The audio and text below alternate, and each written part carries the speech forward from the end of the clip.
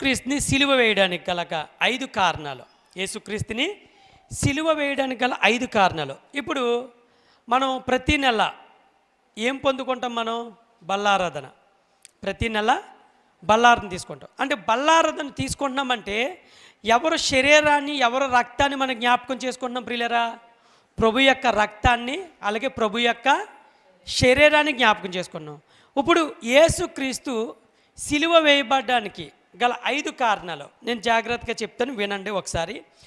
మొట్టమొదటిగా అసలు సిలువను ఎవరు ప్రవేశపెట్టారు?